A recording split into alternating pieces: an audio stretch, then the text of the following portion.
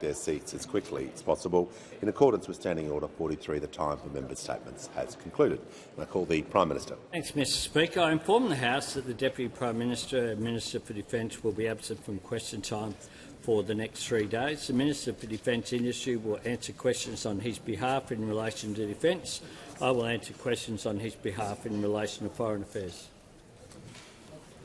I inform the House of the deaths of Graham Campbell, a former member of this House, and John Odin Wentworth Watson AM, a former senator. Graham Campbell died on 16 August 2025. He represented the division of Kalgoorlie from 1980 to 1998. John Watson died on the 8th of August 2025. He represented the state of Tasmania from 1977 to 2008. As a mark of respect to the memory of the deceased, I invite all present to rise in their places.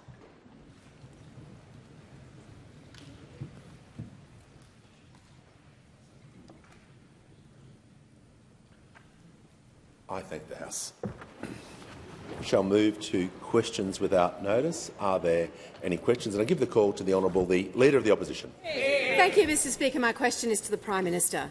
The biggest announcement out of last week's Canberra Talkfest was Labor's partial adoption of a coalition policy to freeze the construction code, which we developed to make it cheaper to build homes. And today, Labor announced a revised Morrison government policy, which we developed to help Australians get into their first home with a smaller deposit. Order. Prime Minister, why did it take a 3-day talkfest for you to realise that coalition policies work and Labor policies fail? Give the call to the Prime Minister. I thank the member for her question, and it's very bold to say that coalition policies work when it comes to housing. Yep. Because for most of the time they were in office, they didn't even bother to have a housing minister. We on this side of the House have a $43 billion Homes for Australia plan, almost every element of which wasn't just opposed by those opposite and the Greens members for a period of time in what I dubbed the no-alition. They continued to oppose it, and they continue to oppose the announcements that we made over the weekend and this morning again today. Continue to oppose them. Now, tonight, indeed, in the Senate, they're debating a coalition motion to abolish the build-to-rent program. Now, that is a program to support increased private rentals, some 80,000 being built, that's been developed with the Property Council, but those opposite hate it so much they're moving a disallowance motion on it. We know they opposed the Housing Australia Future Fund. Now, there are Housing Australia Future Fund projects that have been contracted, some of which are already underway. It was delayed, of course, by those opposite. In the electorate of Farrer, 54 homes in Thurgoona. In Canning, 40 homes in Golden Bay. In Lindsay, 135 homes in Penrith. In Page, 32 homes in South Grafton and 9 in Casino. In Moncrief, 213 homes in Southport. In Goldstein, 37 homes in Hampton East. In Barara, 48 in Thornley, 10 in Pennant Hills. Herbert, 81 in Cranbrook. Right around the country, people are benefiting from the Housing Australia Future Fund, which will build social and affordable homes. But of course, they opposed it. They opposed it, like they opposed the Help to Buy program, which is about shared equity schemes. And now, of course, on the increased home ownership with the 5% deposits, this is what Andrew Bragg, the Shadow Minister for Housing, has had to say. We will work to try and stop these crazy ideas coming into existence. That is what they've had to say. And then they ask a question saying that it's their policy. Well, if it's their policy, not only in the last term we saw them oppose everything that we put forward, now they're opposing, according to themselves, their own policy as well. Call to the order. When the House comes to order. We shall hear from the honourable member for McNamara. Thank you very much, Speaker. My question is to the Prime Minister. How is the Albanese Labor government delivering on its commitment to help more young Australians and first home buyers realise the dream of home ownership? And what is standing in the way? Call to the Prime Minister. I thank the member for McNamara for his question. He's a big supporter of affordable housing. He's doing great work as well as a special envoy for homelessness. His area that he represents, of course, is where this front line of services is often there. And I thank him for the work that he's doing, not just on behalf of the government but on behalf of needy Australians. Now, this morning I was in Lawson, an electorate here with the wonderful member Alicia Payne for her seat. Today we were with a young couple, Lockie and Abby. Now, they finished uni just a short time ago in Wollongong University, and they've moved back to Canberra, and at age just 23 they were able to get into home ownership as a direct result of the 5% policy. Now, they've been able to get a puppy. Doesn't come with the home, that's just an added bonus. Little Chili was very cute, I've got to say. Order. And they're an example of a family who are really benefiting directly from government policy. Now, in April, at our campaign launch in Perth, we committed to give every first home buyer the chance to buy their own home with just a 5% deposit. Order. And to cover the cost of lenders' mortgage insurance. We said these changes would start on the 1st of January next year, but we want to get on with it, which is why we've brought it forward to October the 1st. Together, these changes wipe years off the time it takes to save for a loan. So instead of having to pay to assist someone else's mortgage, or what they did for a short period of time, which is to stay here in Canberra with Abby's parents. Order. What they've been able to do is to get themselves into home ownership, putting those hard-earned dollars into an asset that will serve them for the future. Now, this announcement builds on action that we announced just yesterday as well about boosting supply. Fast-tracking 26,000 homes that are waiting for environmental approval, more prefab and different construction types to build more homes more quickly, and pausing the National Construction Code for 4 years. Because my government is determined to help people into home ownership, to help people into rentals and to help social housing as well, and that is precisely what we're doing in spite of the opposition of those opposite. Call to the Honourable the Leader of the Opposition. Thank you, Mr Speaker. My question is to the Prime Minister. Labor's three-day Canberra Talkfest delivered no real relief for Australians. There was nothing to cut power bills, lower grocery prices, nor reverse the biggest fall in living standards in the developed world. Instead, Labor has left the door open to higher taxes on people's savings, their super, their businesses, their homes and even their spare rooms. Why is it always the case that when Labor runs out of money, they come after hard-working Australians? Order. The Treasurer will cease interjecting. Order. The Treasurer. The member for Spence is warned. Prime Minister has the call. I thank the member for her question, which goes to how the government is helping people with cost of living pressures. And the question went to power prices and power bill relief. Well, we're delivering power bill relief that was opposed by those opposite at every time, like they opposed the cap on gas and coal prices that we instituted during our first term. We are, of course, increased people's wages by 3.5% on July 1, something that they have never done. The Coalition have never made a submission to the Fair Work Commission saying that minimum wages should keep up with inflation. Not once.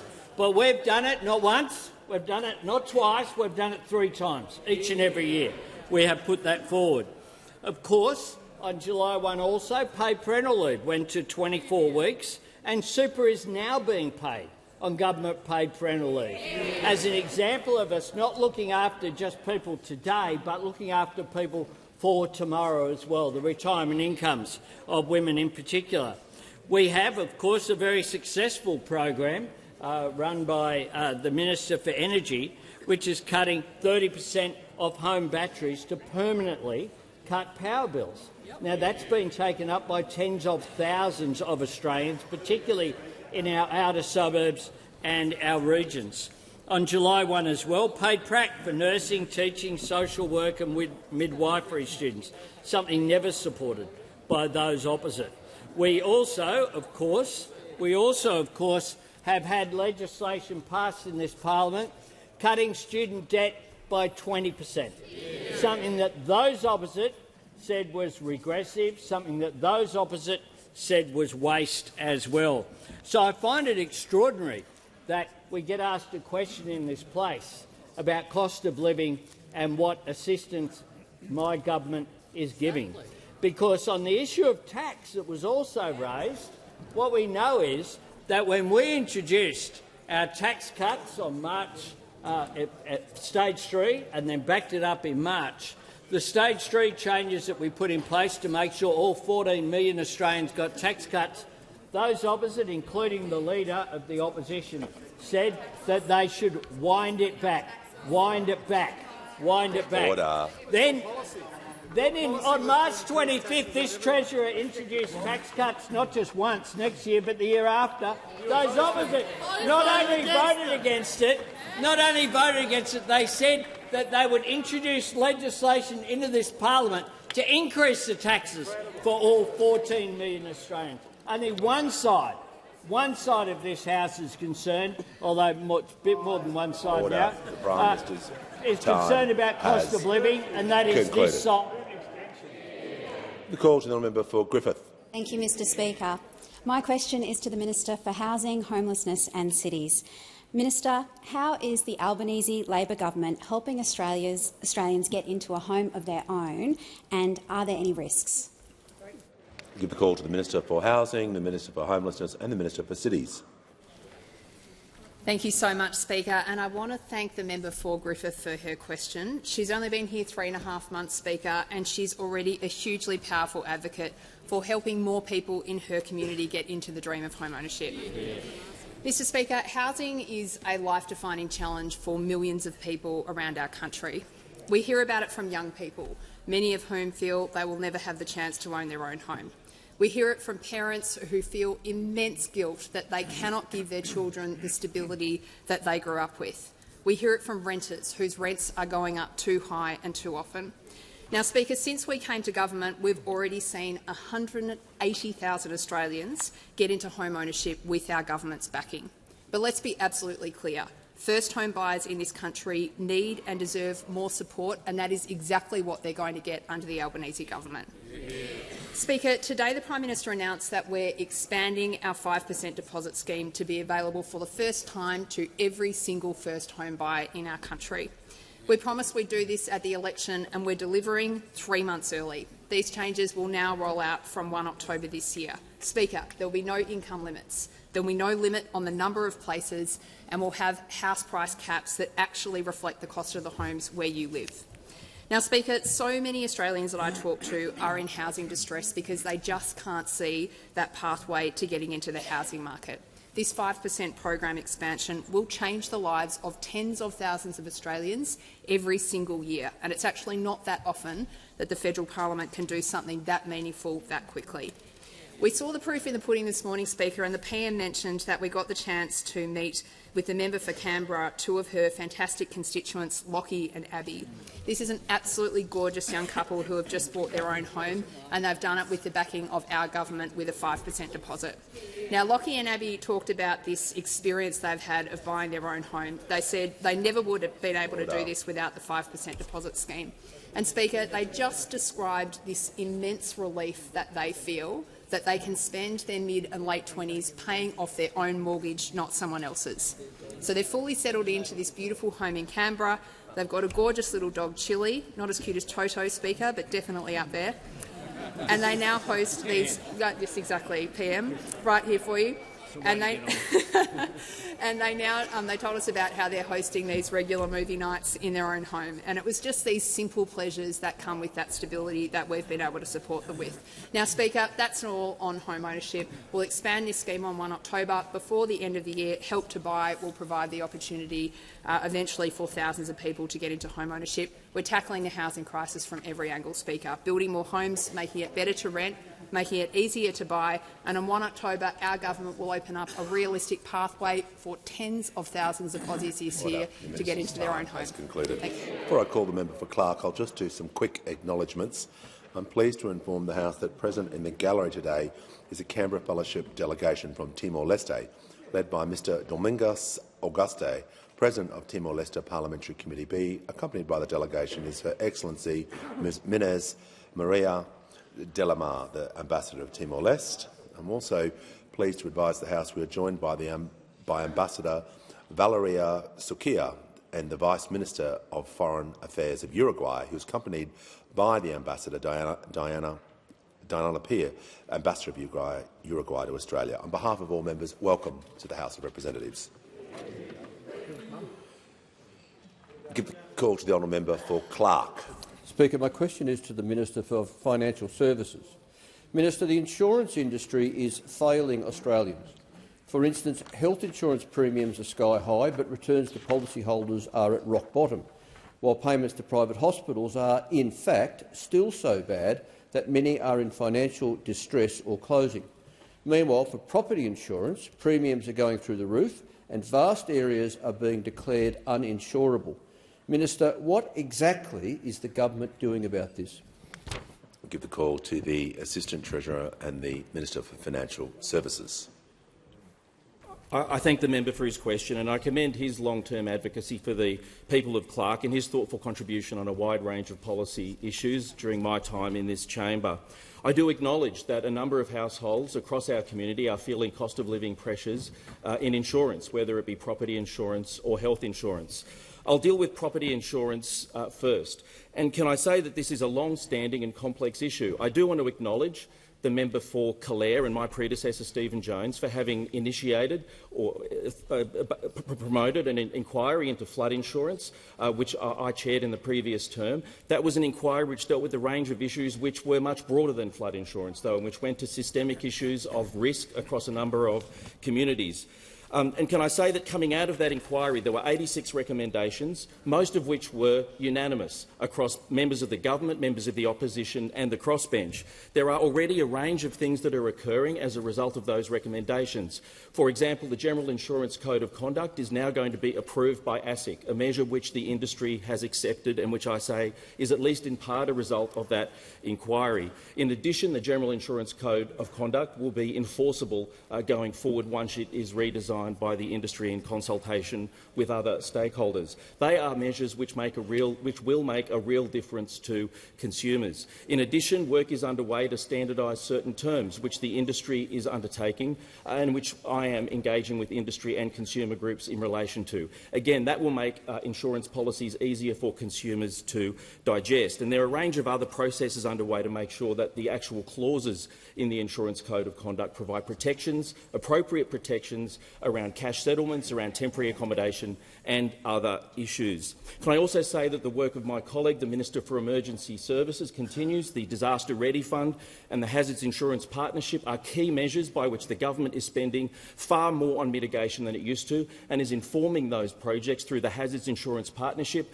Those projects, as they roll out, will significantly reduce risk in high-risk areas, and those projects will see premiums come down in those communities that benefit. So those are practical things occurring, both in terms of consumer protections but also dealing with the underlying risk. The member also raises health insurance, and while that's not directly in my portfolio, can I say that the Minister for Health and Ageing is working closely with the sector on this issue. He has established a CEO forum by which CEOs across both health insurers and hospitals are working collaboratively on very complex issues. The government presented a package of reforms to the Private Health CEO Forum, to make maternity, mental health and hospital in the home services more available and affordable. So across both those areas, general insurance on property but also health, the government has a range of short-term and long-term measures for the benefit of consumers. The call to the member for Cornwall. Thank you, Speaker. My question is to the Treasurer. What progress has been made at the Economic Reform Roundtable, especially to build more houses more quickly? The call to the Treasurer. Mr Speaker, the member for Cornwall brings so much to this place, and we're really looking forward to working with him on the cost of living, on housing and on the economy more broadly.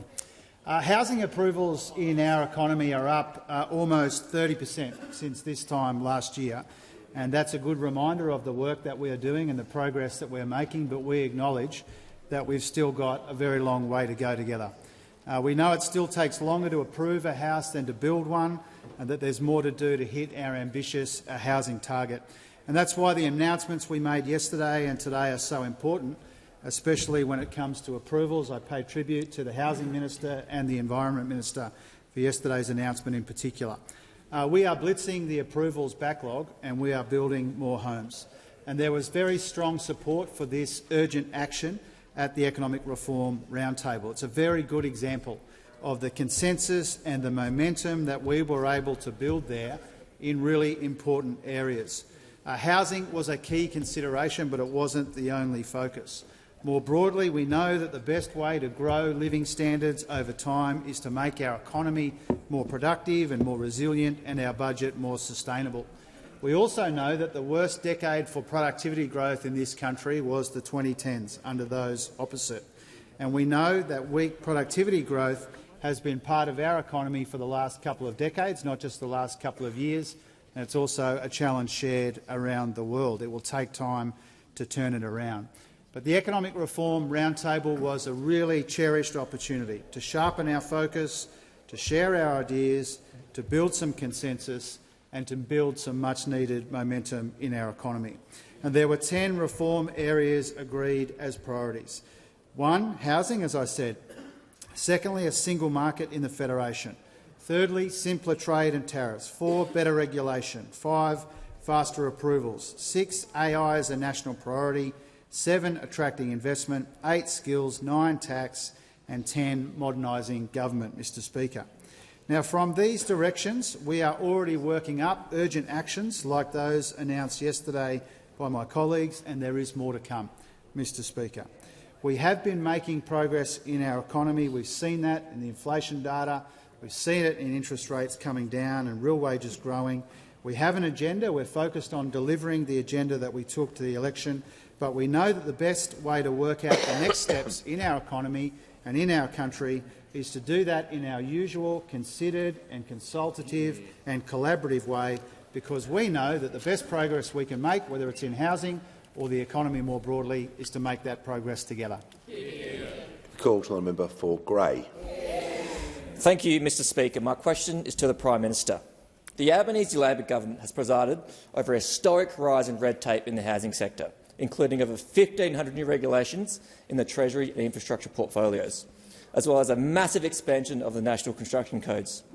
However, yesterday the government suddenly decided to copy the Coalition's policy of freezing the code. While the Coalition welcomes the vote of confidence in our policies, will the Prime Minister now admit Labor's housing policies are unfit to solve Australia's housing crisis? Order. Before I call the Prime Minister, the member for Jellyman was interjecting continually during that question. He'll leave the chamber under 94A. You might be laughing, but it's not funny. People are entitled to be asked their question and to be heard in silence, just as every minister. We're not having any of that. The Prime Minister has the call. I thank the member for Grey for his question, and I congratulate him on his election, and I'm sure that he would welcome the work that this government is doing in protecting jobs in Whyalla and in his area, and it's a great electorate where we are working hard to make sure that we continue to protect that industry, to protect that jobs and to make sure those regional communities thrive. I must say something that my government has focused on in the last few years. I'm asked about housing, and the member suggests that maybe his shadow housing minister was wrong or this was ambiguous, but it doesn't sound ambiguous to me as a result of our announcement. Andrew Bragg, the shadow minister, said this: "We will work to try and stop these crazy ideas coming into existence." That was actually his response, not something that was supporting it, not trying to claim that they were in favour of it, just like the same shadow housing minister is trying to disallow progress in the Senate later today in a vote that will be held. Now, maybe the member can have a word with Senator Bragg, ring him up this afternoon and say, "Mate, I think you've got this wrong. I think you've got this wrong. I think you should back in the government on our policies." And while they're at it, they can back in our entire Homes for Australia plan, because it's certainly being backed in by coalition state ministers. Sam O'Connor has spoken about round two of the Queensland Housing Minister, by the way. Round two of the Housing Australia Future Fund will support us to build 1,005 new community homes at 17 sites across Queensland. This new deal is what it looks like when governments work together and focus on outcomes. Yep. Queensland LNP are a bit more supportive of us than they were of some people over there over the weekend when they were out there trashing net zero, to the tune of over 90%, including the National Party leader voting against the Liberal Party leader, showing the chaos that is there opposite, the chaos that has brought them to the position they're in today. Well, we on this side of the House will continue to put forward positive policies that make a difference to people, whether it is improving home ownership, improving the number of rentals, improving social and affordable housing, supporting greater rental assistance. We on this side of the House are focused on cost of living, are focused on housing. Those on that side just have Liberals fighting each other, the Nats fighting each other and the Liberals fighting the Nats. We on this side are fighting for Australians. They're just fighting each other. Order. I do not need interjection with the word time. As I've explained to the House before, it can work both ways. When shadow ministers and opposition members are within the 30 seconds they haven't asked their question, we can simply move on. So try and give everyone a fair go. We do not need to be reminding all the time of the clock. Trust me, I've got it in hand. Give the call to the member for Melbourne. Thank you, Speaker. My question is to the Minister for Education. How is the Albanese Labor government helping Australians with a student debt to be able to own their own home? What has been the response to these reforms? Give the call to the Minister for Education.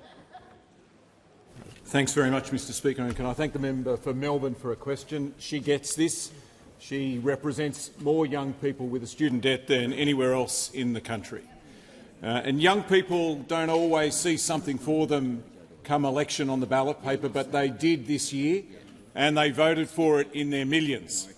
They voted for cuts to student debt by 20%, and they voted for measures that were taking to make it easier to buy your first home. One of those is what the Prime Minister and the Treasurer and the Housing Minister just spoke about, being able to buy a home with as little as a 5% deposit. Now, Mr Speaker, we have now passed laws to cut student debt by 20%, and that will help 3 million Australians, a lot of them young Australians, just out of TAFE, just out of university, just out of home, just getting started. But that legislation doesn't just cut their debt, it also cuts their repayments, and that will make it easier to save for that 5% deposit. For someone on an income of $70,000, it will reduce the repayments that they have to make each year by about $1,300. That's a lot of money. It means more money in their pocket rather than the government's. That's real help to help save for that deposit. And that was a recommendation from the Universities Accord. But, Mr Speaker, there's something else that we're doing here too. One of the other things that the Universities Accord pointed out was problems with the way banks look at HECS when they're assessing whether to give you a home loan or not, and it recommended changes here too. I want to pay tribute to the Treasurer here for the work that he has done. He's asked APRA and ASIC to look at this, and in February of this year we announced that they would update their guidance to banks to make it easier for Australians with a student debt to get a mortgage. And that's now happened. That happened in June. Under these changes, I'm advised that a dual-income couple with student debts could borrow up to $150,000 more for their first home when combined with the tax cuts and the interest rate cuts that have happened over the last 12 months or so. HECS shouldn't be a handbrake on home ownership, and that's why we're doing this. We're doing what we promised. We're cutting student debt and we're making it easier to buy a home, a first home, with a 5% deposit. And the changes that we're making to the HECS repayment system and advice to banks are an important part of that. Give the call to the Deputy Leader of the Opposition. Thank you very much, Mr Speaker. My question goes to the Treasurer. Will the Treasurer introduce quantifiable fiscal rules to contain his spending spree? Give the call to the Treasurer. I was hoping you'd ask me that, Mr Speaker, because it gives me the opportunity to remind the House that the three fiscal rules that those opposite took to the election was, number one, higher taxes, number two, bigger deficits, number three, more debt. Those were the fiscal rules that those opposite took to the most recent election, Mr Speaker. And so the dishonesty and the hypocrisy at the core of that question is astonishing, even by their low standards, Mr Speaker. It shows that they have absolutely no idea and absolutely no shame, Mr Speaker. It wasn't even 4 months ago that they took a policy for higher taxes, bigger deficits and more debt to the most recent election, Mr Speaker. Now, what matters here when it comes to fiscal rules? What matters is the outcomes, and in office they failed every single test that they set for themselves, Mr Speaker. Now, we have fiscal rules to guide us in the budget.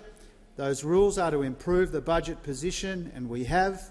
They are to get that down as a share of the economy, and we have. They are to bank upward revisions to revenue, and we have, Mr Speaker. We have fiscal rules in our budget, and we have been complying with our fiscal rules. There are always a range of views about how to update those rules. Those views are welcome.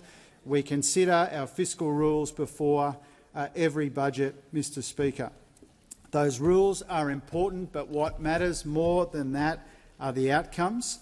And here's the difference between this side of the House and that side of the House. The reason I am so delighted that the member for Fairfax has asked me this question, Mr Speaker, because on our watch we have turned big Liberal deficits into substantial Labor surpluses, the first surpluses in almost 2 decades.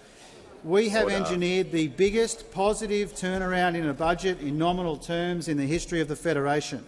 We have banked most of the upward revisions to revenue. We found $100 billion in savings. We have limited real spending growth to 1.7%. We've got debt down by $177 billion, Mr Speaker. That means $60 billion less debt interest that Australians have to pay, Mr Speaker, and we've got debt to GDP down from 45 under them to 37 under us, Mr Speaker. Now, those opposite had fiscal rules which weren't worth the paper that they were written on. They said there'd be surpluses, there were only deficits. They said they'd save upgrades, they spent most of them. They said they'd reduce payments, payments went up. They said they reduced debt, and debt doubled even before COVID, Mr Speaker. Never, ever forget. And they went to the election with higher taxes and bigger deficits and more debt. They haven't changed a bit. They haven't learned a thing, and that's why nobody should take them seriously on the budget. Give the call to the member for Hasluck. Thank you, Speaker. My question is to the Minister for Skills and Training. What is the Albanese Labor government doing to boost apprenticeships, including to build more homes for Australians? What obstacles are there? Give the call to the Minister for Skills and Training. Thanks, Speaker, and I thank my friend, the member for Hasluck, for her question. I recognise her deep commitment to the people she represents so well in this place, and in particular to ensuring that they can get the skills they want to do the jobs that we need. And in the Albanese Labor government, we are building Australia's future and boosting the workforce we need to deliver it so that we can deliver on our national priorities. But, Speaker, when we came to government just over 3 years ago, Australia was facing the worst skills crisis in more than half a century. This didn't come about by accident. It followed a decade of neglect from those opposite, undermined by their failure to land a national skills agreement in a decade and billions of dollars in cuts. Apprenticeship numbers fell away. And it's very clear, Speaker, that they still haven't learned. It was in this House that the now Leader of the Opposition said, if you don't pay for something, you don't value it. In opposing the Free TAFE bill, the more than 47,000 free TAFE construction students in construction courses demonstrate that Australians disagree. So on this side of the House, we're backing the next generation of tradies.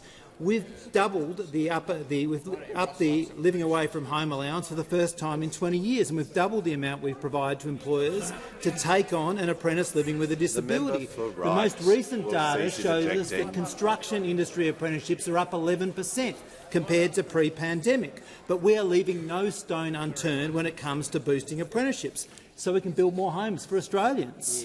That's why we are supporting new housing construction apprenticeships tradies through $10,000 in incentives, and we're already seeing promising results after just a month.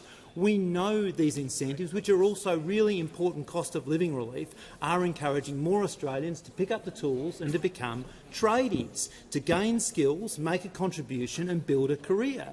And I think about people like Blake and Calvin, pre-apprenticeship carpentry students at Victoria University's Sunshine campus. Calvin wants to one day start his own carpentry business, and it's Free TAFE that's opening that pathway together with our incentive program. Now, Speaker, this incentive program builds on the very successful new energy stream as well, which has already seen more than 11,000 Australians take up training and jobs in clean energy, electrical and automotive fields. And while I'm on my feet, I want to recognise in the gallery today we're joined by Ausgrid electrical apprenticeships from New South Wales. It's great to see them here. It was so great to visit one of their sites earlier this year with my friend, the member for Reid, and meet 50 new apprentices starting that week. Speaker, we are pulling every lever to help Australians get secure, well-paid jobs in nation-building industries. This government, unlike members opposite, will always back Australian apprentices to build Australia's future. Before I call the Deputy Leader of the Opposition, order. The member for Wright, I'm trying to acknowledge someone in the gallery. Pleased to inform the House that today we are now joined by a parliamentary delegation from the Committee on the National Defence, Security and Foreign Affairs of the National Assembly of Vietnam, led by His Excellency General Le Tan Thuy. On behalf of all members, I wish you a warm welcome to Australia, in particular to the House of Representatives. I give the call to the Deputy Leader of the Opposition. Thank you, Mr Speaker. My question goes to the Prime Minister. I refer to the Treasurer's claim in his previous answer that he has a fiscal rule to control spending which is to bank most of the upward revision in revenue. However, according to his own pre-election budget, the upward revision in revenue was $8 billion, and he plans to blow the lot, plus another $26 billion. Will the Prime Minister insist his Treasurer introduces quantifiable fiscal rules to stop his spending spree? Call to the Prime Minister. To the Treasurer, I will take the opportunity to say that I'll insist that this Treasurer continue to do the great work that he has done over the last 4 years and not follow the rabbits opposite down that hole, which they dug year after year after year when they were elected with a policy in 2013 of producing a budget surplus first year and every year thereafter. And they came in, they slashed education, they slashed health, and they managed to produce zero budget surpluses. And then they went to the recent election. It is some achievement, Mr Speaker, to go to an election saying we are going to have higher taxes for 14 million Australians and we're going to have higher deficits as well over 2 years. The Deputy Leader on a point of order. On relevance, Mr Speaker, I asked the Prime Minister a very clear question about whether or not he will insist his Treasurer, given the facts I provided, that he in fact blew the revision, whether or not he will insist that his Treasurer introduces fiscal rules. All right. I just ask you to resume your seat. The Prime Minister is insisting the Treasurer, but I'll just draw him back to the question to make sure he's being directly relevant to the answer. It was very relevant, saying the position that I support and what I will instruct the Treasurer to do is to keep doing the fantastic job that he's doing. That is what I will do. And what I won't do is be put off by the sternness that we used to see when the member opposite stood up supporting his nuclear power plan. That would blow a hole in the budget worth hundreds of billions of dollars. I'll ask the Treasurer to add to the answer. Treasurer has the call. Thanks, Speaker. I'll give you three numbers, Mr Speaker. Under this government, we've banked about 70% of upward revision to revenue. Under those opposite, it was about 40%. Under Howard and Costello, it was about 30%. And what that tells the House, Mr Speaker, what that tells the Shadow Treasurer, is that we bank most of the upward revisions to revenue and they spend most of it. And that's why their fiscal rules in office weren't worth the paper that they were written on, Mr Speaker, because they failed every single test that they set for themselves. They said they'd deliver surpluses. They went none for nine, complete donuts, Mr Speaker, when it comes to surpluses. We delivered surpluses in our first 2 years in office, Mr Speaker. And so what matters here is the fiscal rules and also the outcomes, and we've been able to make some good progress cleaning up the mess that was left to us by those opposite when they left us $1 trillion in Liberal debt, when they left us huge deficits as far as the eye could see. And we turned 2 of those Liberal deficits into 2 substantial Labor surpluses, Mr Speaker. And so we will stack up our record on responsible economic management against those opposite any day, Mr Speaker, and I hope that these questions continue. Because when I was told, Mr Speaker, that the member for Fairfax gave a speech about Charlie and the chocolate factory, I confess that the word wonka was almost the word that came to mind. Order. Order. When the House comes to order, we shall hear from the honourable member for Deakin. Thank you, Speaker. My question is to the Minister for Housing, Homelessness and Cities. How is the Albanese Labor government building more homes and addressing the housing crisis the government inherited? Call to the Minister for Housing, the Minister for Homelessness and the Minister for Cities. Thank you so much, Speaker, and I want to thank the member for Deakin for his question. I'm thinking back to the first speech he gave to this chamber just a few short weeks ago, where he spoke with such passion about his desire to see young people in his community be able to have the opportunity to settle permanently in Melbourne's beautiful eastern suburbs.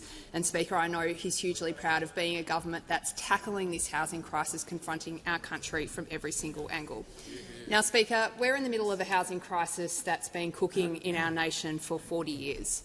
For 40 years, our country has not been building enough homes. And whether it's a generation of young people who feel locked out of the market, whether it's renters whose rent is going up too high and too fast, the fundamental problem that we face in housing in this country is that we have a housing shortage. Now, Speaker, we delivered immensely on the housing agenda in the last term, and we're seeing real results for Australians right across the country. Speaker, just in the last term, 180,000 people around this country got into first home ownership with the backing of the Albanese government. And in case you haven't heard, that program will be uncapped and available to every first home buyer in the country on 1 October. Speaker, it's not just home ownership. In that last term, 1 million households around our country got access to a 45% increase to Commonwealth rent assistance. And of course, Speaker, you're well aware that we've got 28,000 social and community houses under construction at the moment.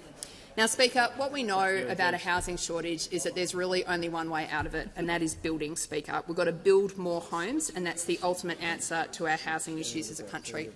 Since we came to office, about 500,000 homes have been built in Australia. Now, Speaker, a lot of progress is being made on this front. construction costs have stabilised. Now, we've got the opposition leader piping up here. I might remind her that when she left office, construction costs in this country were rising at 17% a year, Speaker. That's the highest in 50 years. That number has come down to 1.6%, Speaker, below inflation where it belongs. We're seeing real progress on skills and apprenticeship, and despite all the carping from those opposite, Speaker, the proof is in the pudding, because year on year housing approvals in this country are now up 30% since the same time last year. Now, Speaker, it hasn't happened by accident, and you saw our government make some really important announcements yesterday on the supply side. We're building on our $43 billion housing agenda. We've announced a pause and streamline of the National Construction Code so we can let builders get on with building. We've also announced, Speaker, that we're going to fast-track environmental approvals for more than 26,000 homes. And, Speaker, the Property Council said that these measures alone are going to unlock tens of thousands of new homes for Australians. Now, Speaker, we need to keep on building. That's the only answer here, and that's why that's exactly what our government is doing. Give the call to the honourable member for Kooyong. Thank you, Speaker. My question is for the Minister for Ageing and Health, Disability and the NDIS. Minister, the Medical Research Future Fund was set up to be a $20 billion fund, which was to disburse $1 billion a year. It's now worth $24 billion, but you're spending only $650 million a year, while our researchers are struggling with cost pressures and geopolitical uncertainties. Will you release this funding? Will you help our medical researchers achieve their potential and work for the benefit of all Australians? Call to the Minister for Health and Aged Care and the Minister for the National Disability and the National Disability Insurance Scheme. Thanks, Speaker, and thanks to the member for Kooyong for that question. I want to acknowledge her esteemed career as a clinician researcher in paediatric neurology before coming to this place over many years, part of, frankly, the amazing Melbourne community of health and medical research that has helped over decades make Australia one of the leading jurisdictions in medical research in the country, consistently winning more than 40% of NHMRC grants. Victoria really is the centre of our health and medical research ecosystem. It pains me to say as a South Australian, but it is. It absolutely is. The MRFF has really added to that capacity in a really significant way, and I want to pay credit to the former government for setting up the MRFF early in their term.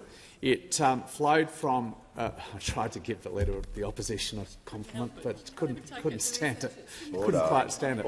It flowed from a review I commissioned 14 years ago that Simon McKeon, who was the Australian of the Year at the time, conducted because, frankly, our budget for medical research was topping out, then at about $650 million a year.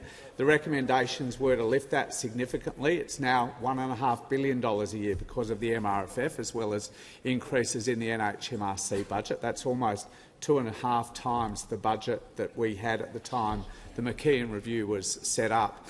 It also established, as the member knows, a priority-driven part of research, so that priorities around brain cancer, dementia, mental health and such like could be subject to research funding and not just investigator-initiated research from the NHMRC.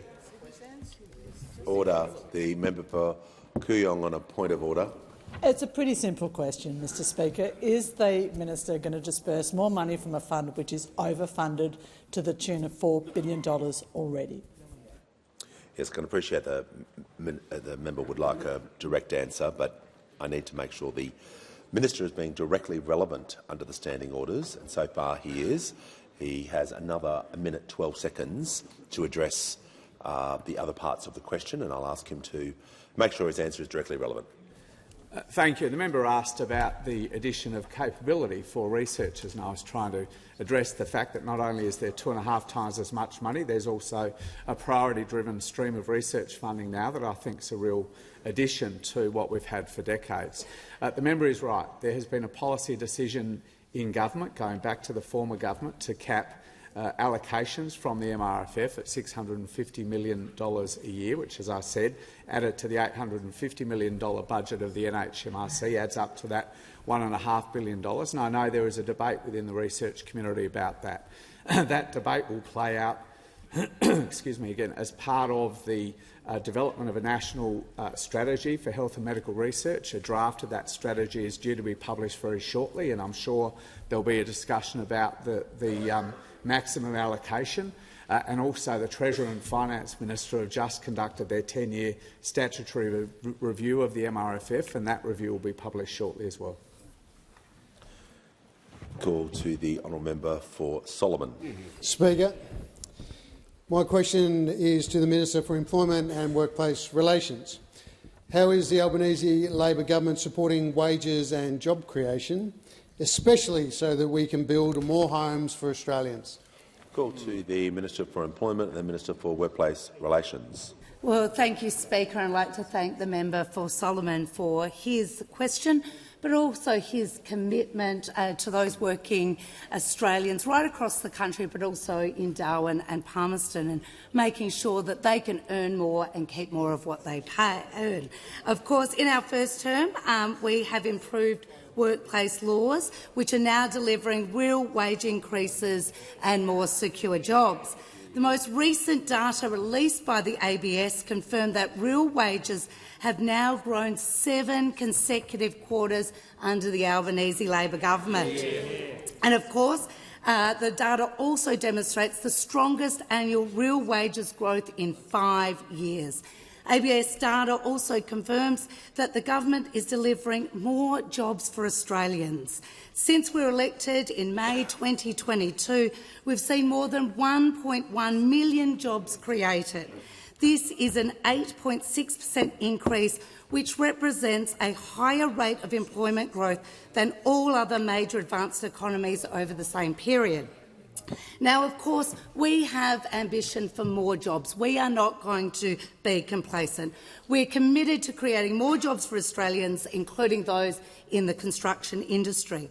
Our housing plan to build more homes more quickly not only ensures that people have a roof over their head, but will create more job opportunity in the construction industry.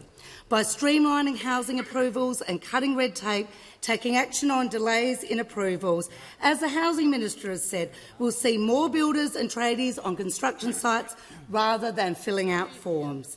Now, not only are we focused on creating more jobs now, but we're also focused on creating and preparing young Australians for construction jobs of the future. And that's why we are delivering free TAFE right across the country for students who are taking up the opportunity to take on a course and get a job in the construction industry. Of course, we've also established $10,000 incentive payments for apprentices who finish an apprenticeship to ensure Australia has the workforce it needs to build homes. We are committed to building more homes in Australia, creating more jobs in the construction industry and ensuring young Australians have the training they need for jobs in the industry. It is only this government that is absolutely committed to building Australia's future by getting wages moving, by creating more jobs and, of course, building more houses. It is under our government Aussie workers are earning more and keeping more of what they earn, and we'll keep doing that even in the face of those opposite. Before I call the Leader of the Nationals, I just would like to acknowledge Year 6 from Burraneer Bay Public School and the electorate of Cook who've joined us in the gallery. And I give the call to the Leader of the Nationals. Thank you, Mr Speaker. Mr Speaker, my question is to the Treasurer. Treasurer, a single US private company owned by a US church was able to purchase almost $500 million worth of Australian prime agricultural land in around 6 months without the requirement of oversight from the Treasurer or the Foreign Investment Review Board. Will the Treasurer commit to a review of the thresholds that were put into effect 20 years ago to give farming families an opportunity to compete in buying Australian farms? Call to the Treasurer. Thanks, Mr Speaker, and thank you to the Leader of the Nationals for his question. I think, as he knows, the House knows, Australia welcomes foreign investment, but it has to be in our national economic interest.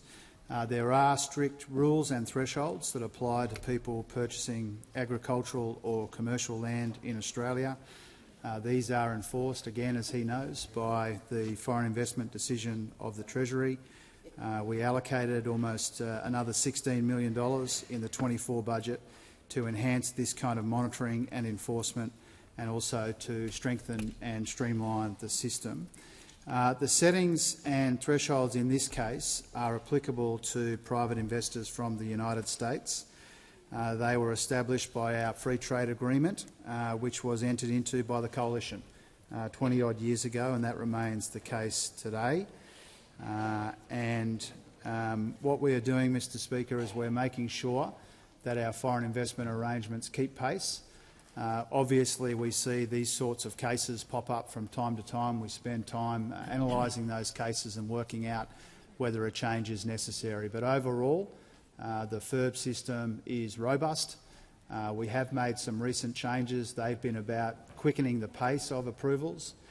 There are some historical cases like this one which pique our interest, but not inconsistent with the arrangements set up by those opposite. And so my commitment to the House and more broadly is to continue to make sure that the arrangements are the right arrangements to protect our national interests. We do have robust foreign investment screening regime. That's very important. That's the way that we build trust in attracting the foreign investment that our economy needs. From time to time, when cases like this pop up, we make sure that we take that into consideration to make sure that the FIRB system remains as good as it can be. The call to Honourable for McEwen. My question is to the Treasurer. Can the Treasurer update the House on what progress the Albanese Labor government has made when it comes to housing and in our economy more broadly? Give the call to the Treasurer. Mr Speaker, there's no member of this House more in touch with their local community than the member for McEwen. Thank him for his question, Mr Speaker. Now, since this House last met, we got some important reminders of the progress that Australians are making together in our economy. And we've spoken a lot about housing today, Mr Speaker, and yesterday as well.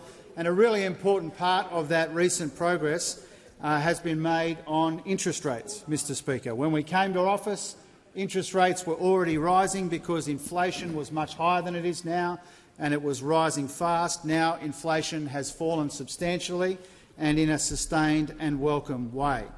We'll get more data, monthly inflation data, on Wednesday. That monthly figure usually bounces around a bit, but anything in the twos will be a handy reminder of how far we've come since the days of inflation higher than 6% and rising when we came to office. Now, that progress on inflation has given the Reserve Bank the confidence and the comfort that they needed to cut interest rates. Not just once, not just twice, but 3 times, all in the space of 6 months. When interest rates were cut a couple of weeks ago, it kicked off probably the best 3 consecutive days of economic news we've had for some time. On the Tuesday, interest rates were cut. That provided welcome relief to millions of Australians with a mortgage under pressure.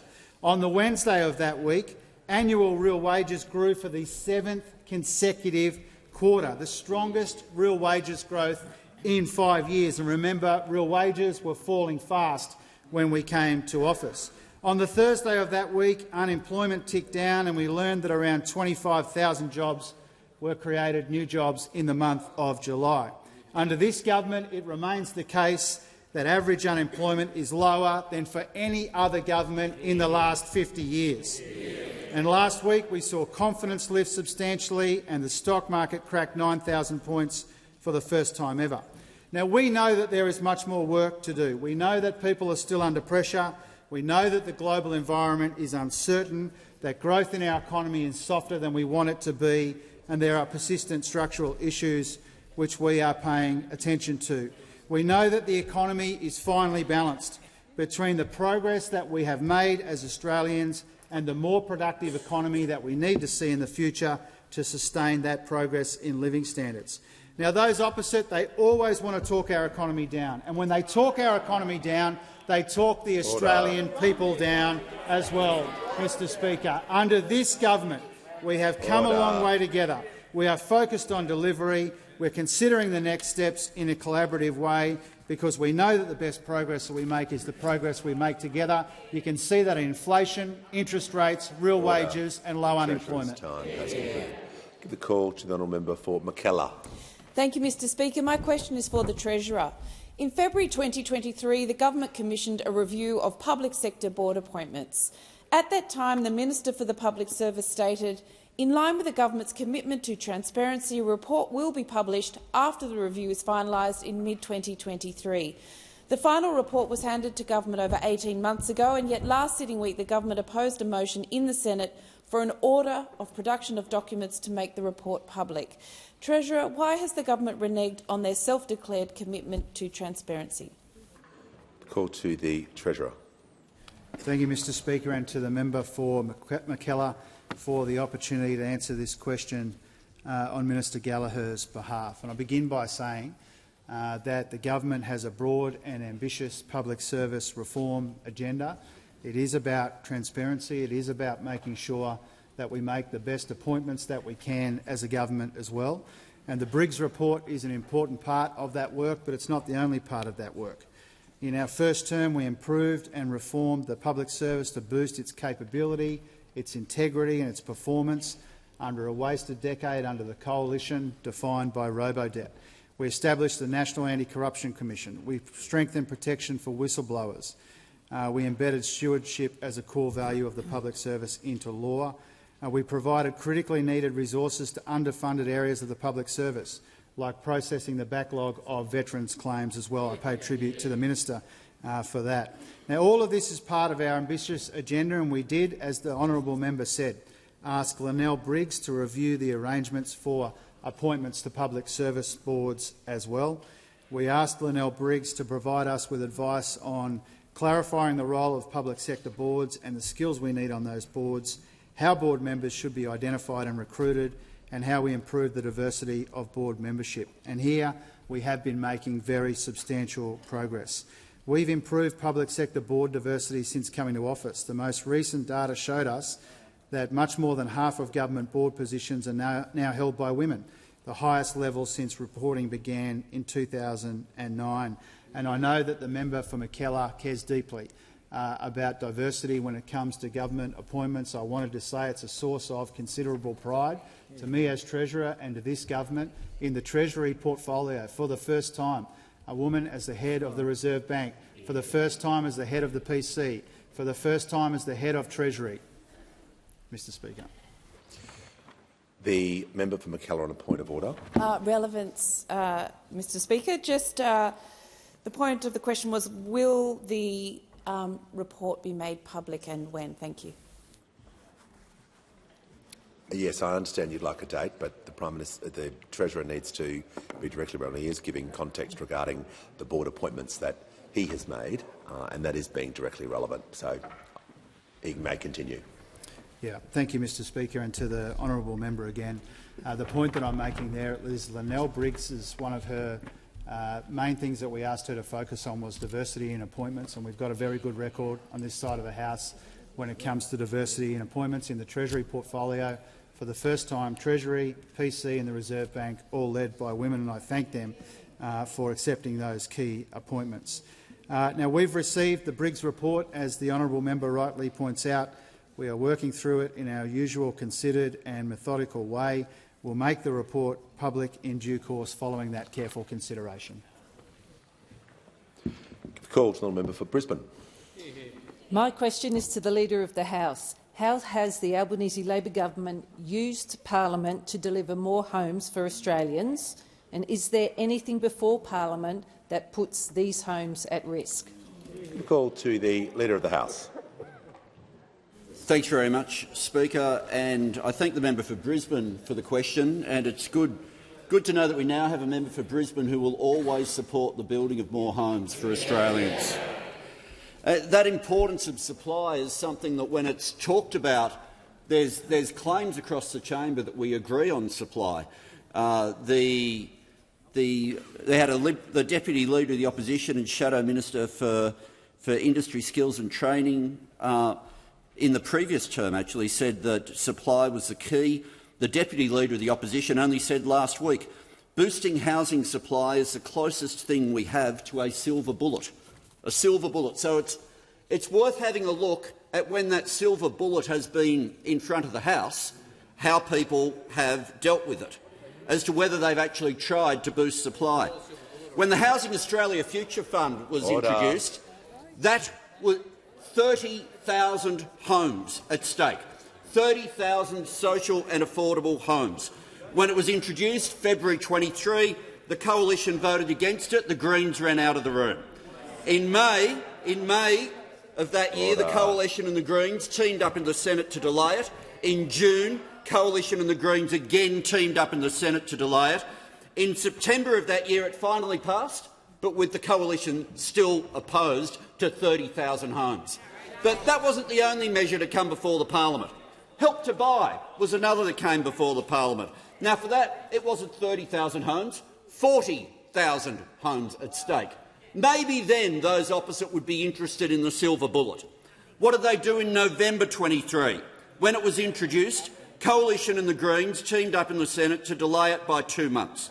In February of the following year, Coalition and the Greens in this chamber voted against it, but it was passed.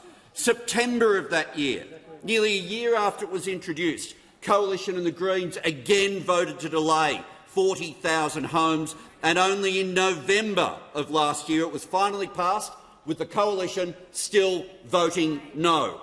But then Build to Rent comes up, 80,000 homes. Maybe they'll be interested in the silver bullet now. In July of last year, Coalition and the Greens voted in the Senate to split the bill and delay it. In November of last year, it finally passed. The Coalition still voting against. But you think, oh, maybe that was last term. Maybe now they're doing a reset. There is in the Senate today a disallowance on Build to Rent, the very scheme to provide 80,000 homes. To this day, those opposite, when they see a chance for people to have their home, they vote against. Order.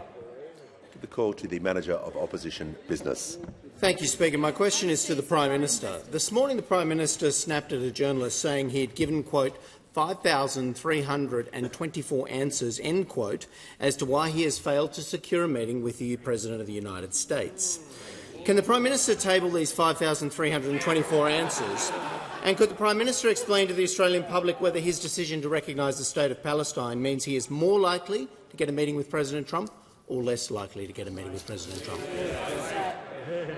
Give the call to the Prime Minister. Thanks very much. I support the Palestinian bid for statehood, in part because it will give heart to the ordinary people of the West Bank and Gaza. We in the international community must stand in solidarity with those seeking the non-violent path to a secure Israel and an independent Palestine.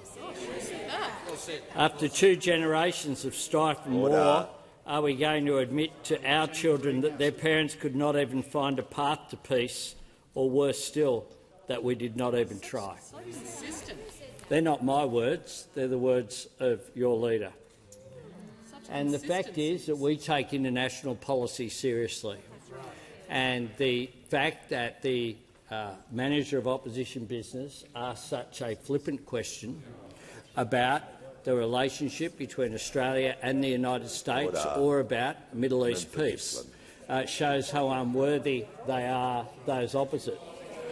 We continue to engage with the United States constructively, and indeed the Deputy Prime Minister is in the United States as we speak, meeting with counterparts as we announced. We continue to engage constructively. I've had 3 constructive discussions with President Trump. We'll continue to engage in international politics in a way that protects our sovereignty, in a way that stands up for our national interest, and in a way in which Australia plays a positive role in the world, as we have historically. One of the other things that has defined Australia's international engagement is that overwhelmingly it has been bipartisan. If you compare the response and the childish nature of that question with what the Labor opposition, responded to the announcement by Prime Minister Morrison to the AUKUS arrangements, I think that is all clear to see. We on this side of the House responded in a constructive, positive way.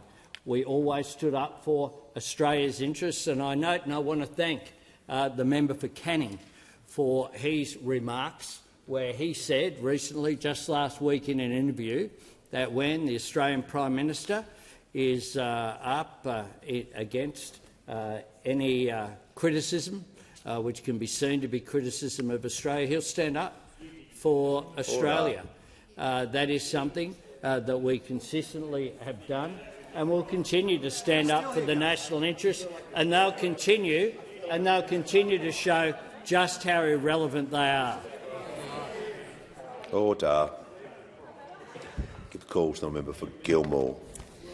My question is to the Minister for Climate Change and Energy. How is the Albanese Labor government getting on with the job of reducing emissions and acting on climate change? Are there any proposals the government is being asked to consider that would take Australia backwards? Call to the Minister. The member for Hume. Just going to move forward, and the Prime Minister cease rejecting, so I can hear from the Minister for Climate Change and Energy.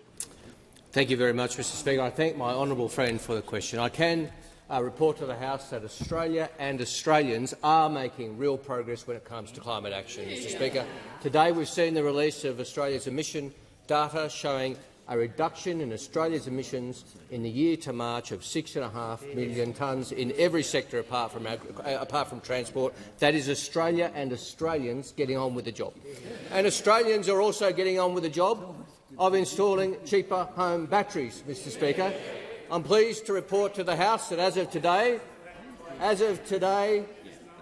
36,592 Australian households have installed a cheaper home battery under the Albanese government's policy, and I'm particularly pleased to tell the member for Gilmore that more of her constituents have introduced a cheaper home battery than any other electorate in New South Wales, a fact that we celebrated on my visit with the member for Gilmore to Dolphin Point last week when we visited Mike, who's just installed a cheaper home battery. And I can tell the House that the second electorate in New South Wales for the record for installing cheaper home batteries is Richmond. So congratulations to the member of community of Richmond. And third is Page. So congratulations to the member for Page. What this shows is that up and down the coast, all through regional Australia, Australians understand that's what is good for the planet is good for their pocket. That's what regional Australians know.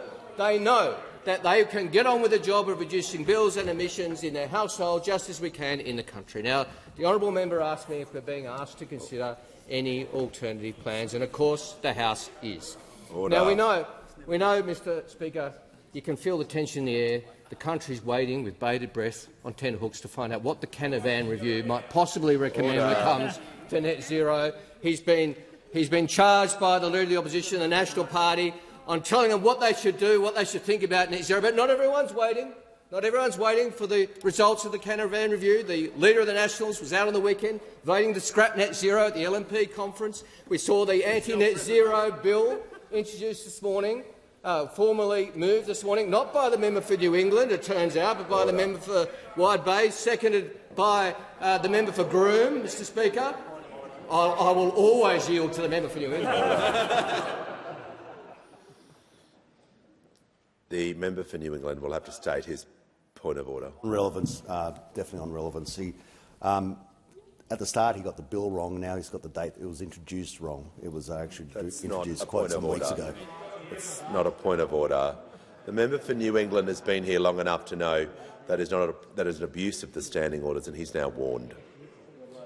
The Minister for Climate Change and Energy will return to the question. And I was asked, Mr Speaker, of course, whether the House and the government is being asked to consider any alternatives. We are, by the coalition, because this bill was formally moved by a member of the National Party, seconded by a member of the Liberal Party. The member for New England has pointed out his approach has the broad support of the coalition.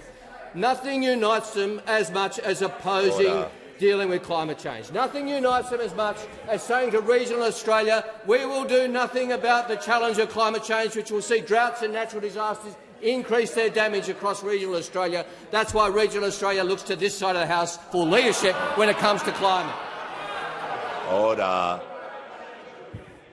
We'll hear from the honourable member for Warringah.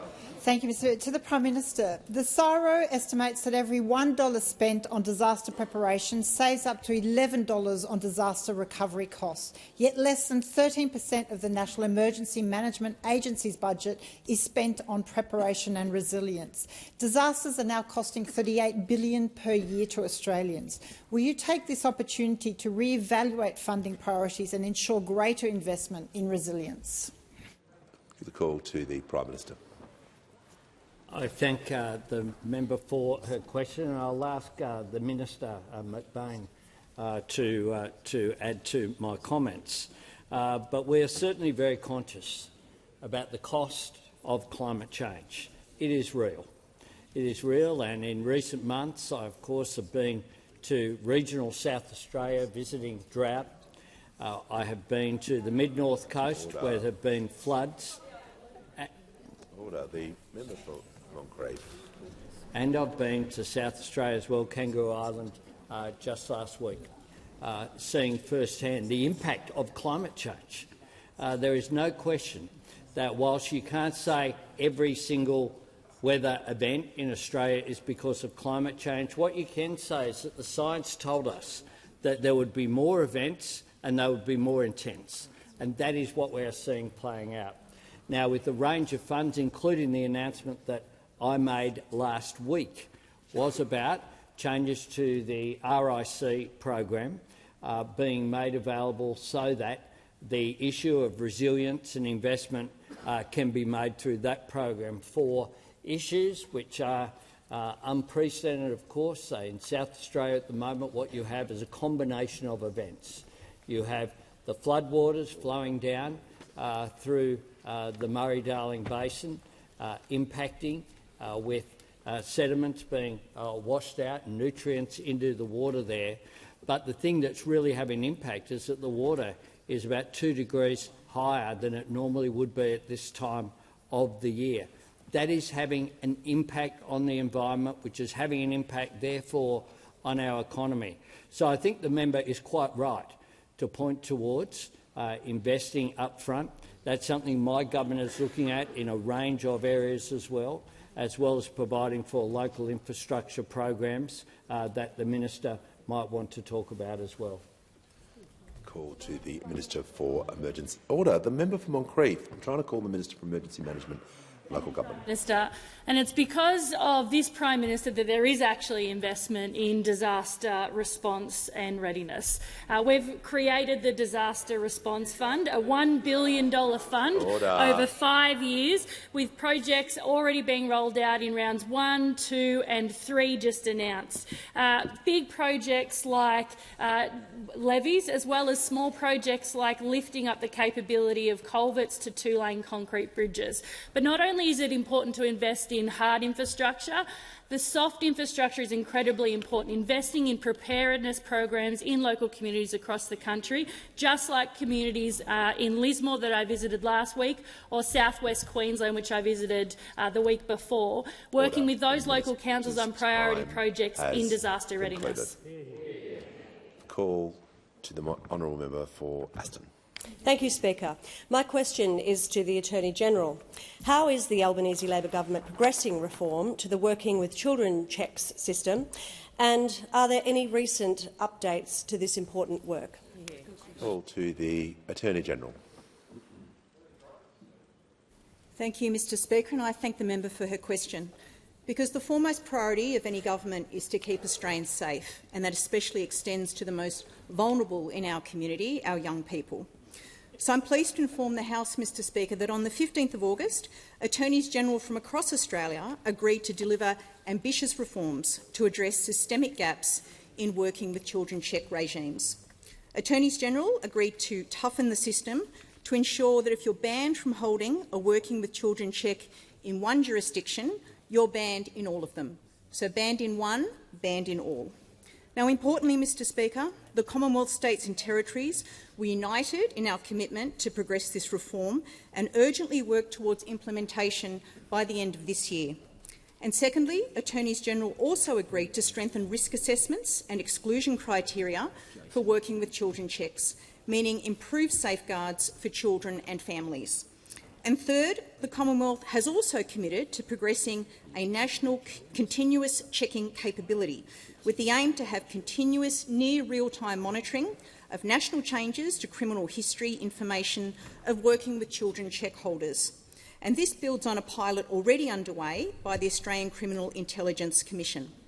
States and territories have also agreed to start working on the complex task of how to integrate with the National Hub as we work towards better information sharing between jurisdictions, and I thank them for working with the Commonwealth on this package of vital reforms. Now, Mr Speaker, we know that there are some 6 million working with children check holders right around Australia, and the vast majority are good people who do the right thing. However, for those nefarious individuals who seek to exploit loopholes and forum shop where they have the opportunity, the message is clear: your time is up. Our reforms will strengthen the system, they will lift standards, and they will ensure a safer environment for our young people. And, Mr Speaker, I note that these reforms also complement significant work underway to improve child safety outcomes in educational settings, and I especially acknowledge my most excellent colleague Minister Clare's work in this area. Together, our government is working to ensure our children grow up safe from harm, and we will not rest until that is a reality for every Australian family. Call to the member for Dawson. Mr Speaker, my question is to the Minister representing the Minister for Industry. Can the Minister confirm that the smelters in Tomago, Whyalla, Mount Isa and Tasmania are all either under administration, in crisis talks or are seeking government bailouts, and the cost of energy is the reason for this? Give the call to the Minister representing the Minister for Order. I think the member for Riverina there will be not here for the answer if he continues with that. The Minister representing the Minister for Industry has the call. Thank you, Speaker, and I thank the member for his question, which is about the future of manufacturing in this country, in particular the future of smelters. As we've said in this place many times, the sustainability of our domestic minerals and metals processing capabilities is vital to our national interest, and that's why we're backing jobs, backing manufacturing and backing heavy industry. Now, the member also talked about energy. Obviously, energy is a critical part of the mix, and that's why we're investing record amounts in renewing our energy grid, backing renewable energy, which is the cheapest form of new energy, as well as improving reliability. I stood with the Prime Minister and other ministers when we backed Aussie industry with new investment in energy. The truth is, Mr Speaker, the Coalition had a chance to fix these issues, but they left us with a graveyard of discarded energy policies, by my last count, 23. We're getting on with fixing the job by taking a considered approach, and Minister Ayres in the other place is working very hard at this. We've put aside funding for smelters, we've put aside funding for the Green Iron Fund, we've put aside $2 billion for aluminium to help with their energy transition. There's more to do, Mr Speaker, but the truth is we're not going to cop a tax from the other side who sat on their hands for 9 long years and did nothing about it. Has the Minister concluded his answer? The member for Dawson, a point of order. On relevance, Mr Speaker, it was a very, very tight question. Are the smelters under administration or are they in crisis talks, and is it because of the energy price? It's not an opportunity to ask the question again. The Minister is giving a directly relevant answer to the question about what the government is doing regarding the specific topic that you were asked about. So he's been directly relevant. He'll continue. Thank you, Mr Speaker, and I'll continue. We're working closely with the companies involved, as well as their workers and the unions representing them, and the state governments, because it's important that we come at a solution together rather than using this as a political football. The truth is we need to solve the energy crisis that we inherited from the other side of government, as well as dealing with the long-term issues in the global trade. And so we're going to get on with the job. We'll back Aussie manufacturing. We're not the side of Parliament that cheered when the car industry left under your reign of power. We're going to back manufacturing. We're going to back Aussie jobs, and we're going to fix the mess that you left us. Call to the member for Bendigo. Thank you, Speaker. My question is to the Minister for Education. What is the Albanese Labor government doing to strengthen safety in early childhood education and care? Give the call to the Minister for Education. Thanks very much, Mr Speaker, and can I thank my good friend the member for Bendigo for her question. Mr Speaker, when I last briefed the Parliament on this, we had just passed legislation to cut off funding to childcare centres that don't meet safety standards. And I can advise the House that we have now used those powers. 37 centres have now been placed on notice, and there is more to come. I can also advise the House that we've taken the next steps that we need to take. On Friday, Education Ministers met and agreed to establish a National Educator Register, national mandatory child safety training for all workers in our centres, a national trial of CCTV in up to 300 centres across the country, a ban on the use of personal mobile phones in centres, more information for parents on the conditions and the actions of regulators at the centres where their children go, and more inspections and more spot checks. Mr Speaker, predators prey on vulnerable children and they prey on vulnerable systems, and there are vulnerabilities in the system. These predators use phones as part of committing their crimes, and that's why we've got to get them out of centres. They distract and they groom other staff members, and that's why staff training is important, to know what to look out for and what to do. And they often move from centre to centre to centre, and that's why the National Educator Register is important. To make all of this happen, the Australian government is investing an extra $189 million in these reforms, and the states are stepping up as well. We've all got to step up. The Australian government, states and territories, the people that run these centres too. This is a good example of Labor and Liberal governments working together. And can I thank the federal opposition as well for their support for these measures. What we agreed to on Friday aren't the only things that we need to do, but they are what we have to do if we're going to build back confidence in a system that mums and dads across the country have got to have confidence in. The truth is that this work will never end. There will always be bad people looking for weaknesses in the system. But the actions that we took last week are an important next step in helping to keep our children safe. The Prime Minister. I ask further questions to be placed on the notice paper. Just before members leave, I'd like to inform the House that earlier today I had the pleasure to officially launch the National Youth Parliament, which will involve 150 youth members, each representing one of Australia's federal electorates, travelling to Canberra next year for a 5-day program to be held both here at Parliament House and at the Museum of Australian Democracy at Old Parliament House. I wish to thank the Prime Minister for his support in ensuring that this program has occurred, alongside the Minister for Education for his outstanding work in the civics engagement piece. I thank the members who attended the launch. I'm looking forward to bipartisan support for all members to get involved, and I look forward to some friendly competition in the months ahead while applications are open.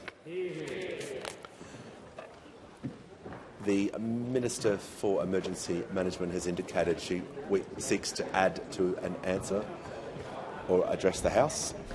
Thank you, Mr Speaker. I just want to add to an answer that I gave in question time. Rounds 1 and 2 of the Disaster Ready Fund have been announced. Round 3 of the Disaster Ready Fund is about to be announced in the coming weeks, so just to correct the record on that. I thank the Minister.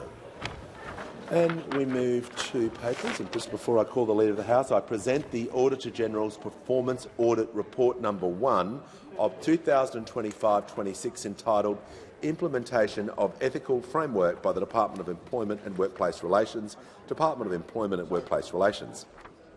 I also point a schedule showing the allocation to committees of annual reports of government departments and agencies. A copy of the schedule will be incorporated in Hansard, and I call the Leader of the House. Thanks, Speaker. These documents are tabled in accordance with the list circulated to the honourable members earlier today. Full details of the documents will be recorded in the votes and proceedings.